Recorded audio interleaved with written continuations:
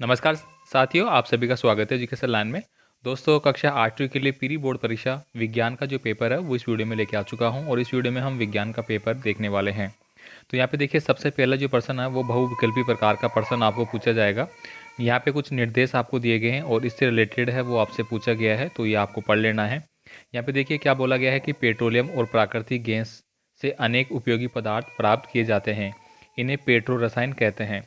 इनका उपयोग अपमार्जक, रेसे, पॉलिस्टर, पॉलीथीन और अन्य मानव निर्मित प्लास्टिक आदि के औद्योगिक निर्माण में किया जाता है। प्राकृतिक गैस से प्राप्त हाइड्रोजन गैस का उपयोग यूरिया के उत्पादन में किया जाता है। व्यावसायिक महत्व के कारण पेट्रोलियम को काला सोना भी कहते हैं। तो ये यहाँ पे पढ़ लिया, मतलब एक प्रकार का गद्यांश ही आपको दे दिया है, जैसे हिंदी में मिलता है। अब देखिए यहाँ पे पहला प्रश्न आपको क्या पूछ रहा है कि पेट्रोल और प्राकृतिक गैस से अनेक उपयोगी पदार्थों को क्या कहते हैं। तो ये पहली लाइन में हमने पढ़ा, इनको पेट्रो रसायन बोलते हैं, तो ऑप्शन नंबर जो द वाला है वो सही आंसर होगा। देखिए अभी अभी हमने पढ़ा था यहाँ पे पेट्रो रसायन कहते हैं, तो यहाँ पे इसका आंसर ये आपको लिखना है। अगला प्रश्न देखिए साथियों, आपसे पूछा गया है कि यूरिया के उत्पादन में किस गैस का उपयोग होता है। तो अभी अभी हमने पढ़ा था, इसके लिए है वो कार्बन गैस का उपयोग किया जाता है। अगला देखिए यहाँ पे व्यावसायिक महत्व के लिए के कारण जो है वो काला सोना किसको बोलते हैं। तो अभी हमने लास्ट के जो पैराग्राफ में लाइन पढ़ी थी कि जो पेट्रोलियम है उसी को व्यावसायिक महत्व के कारण है वो काला सोना बोला जाता है, तो यहाँ पे ये आपको लिखना है। उसके बाद देखिए मानव निर्मित अपमार्जक आपसे पूछा गया है, इसका आंसर आपको देना है।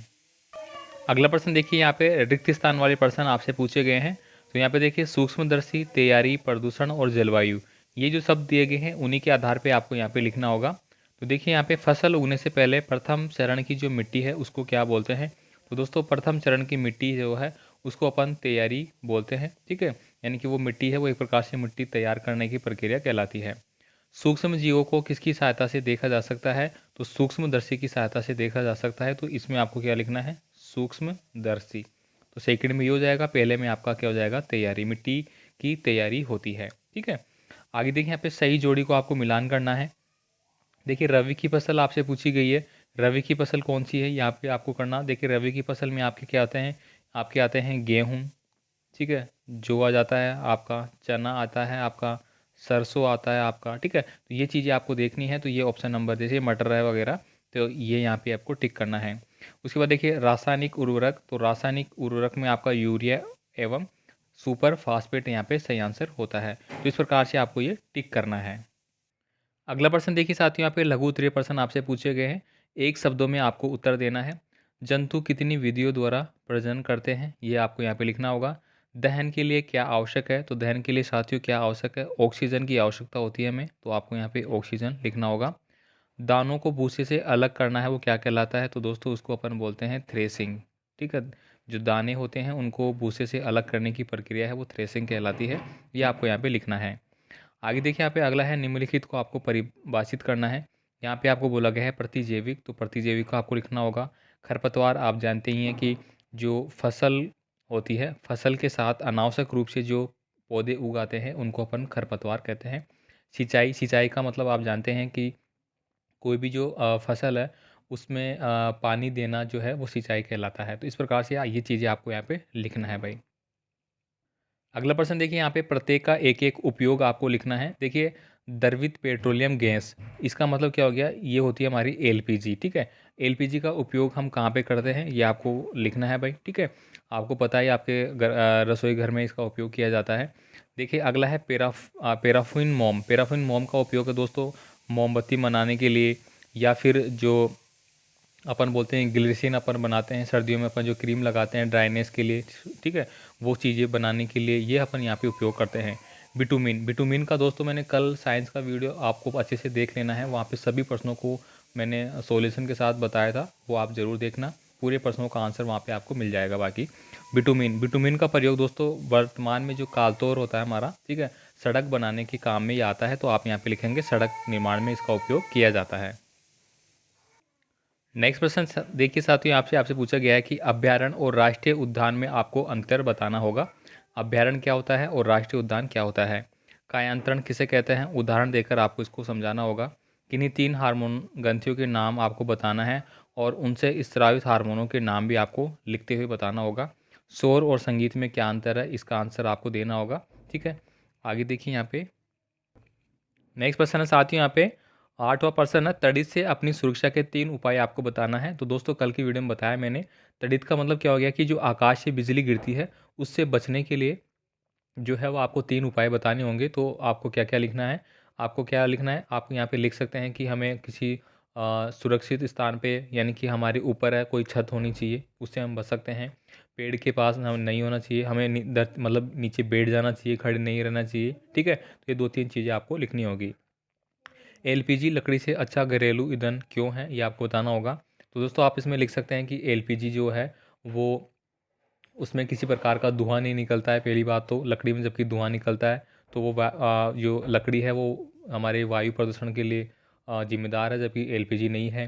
दूसरा आप लिख सकते हैं कि एलपीजी का रख रखाव आसान है, आप आराम से इसको अपने रूम में भी रख सकते हैं, जबकि लकड़ियों को रखना थोड़ा कठिन होता है, ठीक है? इस प्रकार से आप इनमें लिखेंगे।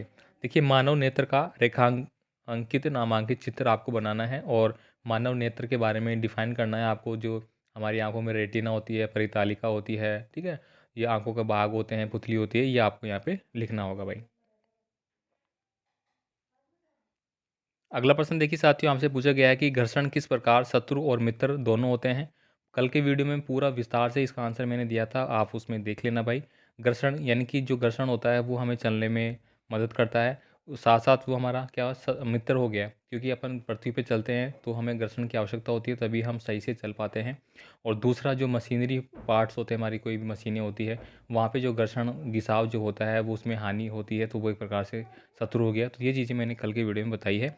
देखिए, मोमबत्ती की ज्वाला का नामांकित रेखा चित्र आपको बनाना होगा।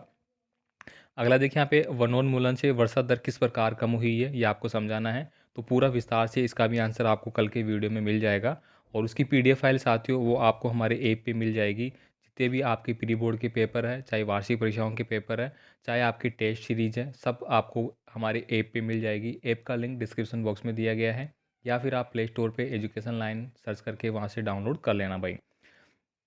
तो वनोन्मूलन से वर्षा दर किस प्रकार कम हुई है, क्योंकि वनों की लगातार कटाई हुई है। औद्योगिक क्षेत्र के कारण देख लीजिए, या फिर शहरीकरण के लिए देख लीजिए, या फिर फसल के लिए देख लीजिए, खेती के लिए जो जगह चाहिए उसके लिए वनों की कटाई की गई है। तो ये सारे जो कारण हैं वो वनोन्मूलन से प्रभावित होते हैं, और वर्षा भी इससे कहीं ना कहीं प्रभावित होती है। इसके बाद अगला प्रश्न है, यहाँ पे पूछा गया है कि खिलाड़ी जो है वो किलेदार जूते क्यों पहनते हैं। तो इसका आपको आंसर देना होगा, ठीक है? तो ये सारे प्रश्न आपको वहाँ पे मिल जाते हैं, आप ज़रूर देख लेना। बाकी आपका कोई भी कमेंट है आप हमें कमेंट कर सकते हैं, और आप अपनी प्री बोर्ड परीक्षाओं के जो पेपर है वो आप हमें हमारे व्हाट्सअप नंबर पर शेयर कर सकते हैं। वहाँ पर आप अपना नाम लिख के उसको ज़रूर सेंड करना, ताकि आपका नाम वीडियो में अनाउंस भी कर दिया जाएगा। तो चलिए आगे प्रश्न देखते हैं यहाँ पे। अगला प्रश्न देखिए साथियों, आपसे पूछा गया है कि निम्न में से प्रत्येक के स्थान के सामने लिखिए। यदि प्रकाश की एक समांतर किरण पुंज इनसे टकराए तो नियमित परावर्तन होगा या विसरित परावर्तन होगा। प्रत्येक स्थिति में अपने उत्तर का औचित्य आपको बताना होगा। यहाँ पे देखिए, पॉलिश युक्त लकड़ी की जो मेज है उसके बारे में, चौक पाउडर, गत्ते का पृष्ठ, संगमरमर के फर्श पर फैला जल और दर्पण, इनके बारे में आपको इसको एक्सप्लेन करना है। तो साथियों, 7वें प्रश्न के अथवा में आपको दिया गया है कि प्रकाश के परावर्तन के नियमों को प्रयोग द्वारा आपको समझाना है।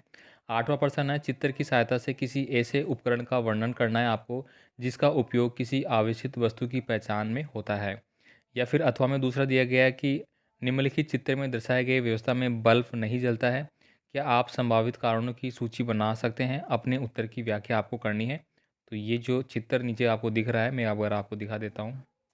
तो साथियों, यहाँ पे आपको जो चित्र दिख रहा है, आप यहाँ पे देखेंगे कि ये जो टर्मिनल है वो आपका बैटरी का टर्मिनल हो जाता है। यहाँ पे दोस्तों आपका कोई फिलामेंट लगा हुआ है, और यहाँ पे आप देखेंगे एक पात्र है जिसमें कि जल रखा हुआ है, या जल का हो सकता है, या फिर आपका बैटरी का जो अम्ल सार वगैरह जो अपन यूज़ करते हैं, एनोड कैथोड, किसी का भी मान लीजिए, वो यहाँ पे दिया गया है, और यहाँ पे दोनों टर्मिनल लगे हुए हैं, ठीक है? तो इसको आपको अपने उत्तर की व्याख्या करनी है, और संभावित कारणों की सूची बनाने हैं आपको। ये जो बल्ब दिया गया है वो आपका किस कंडीशन में होगा। तो कुछ इस प्रकार का आपका प्री बोर्ड का पेपर होगा, अपने दोस्तों को ज़रूर भेज देना। बाकी आपका संस्कृत का पेपर है, संस्कृत का पेपर भी आई होप मैं आपको दे दूँगा, तो वो आप देख लेना। मिलते हैं अगले पेपर के साथ। धन्यवाद।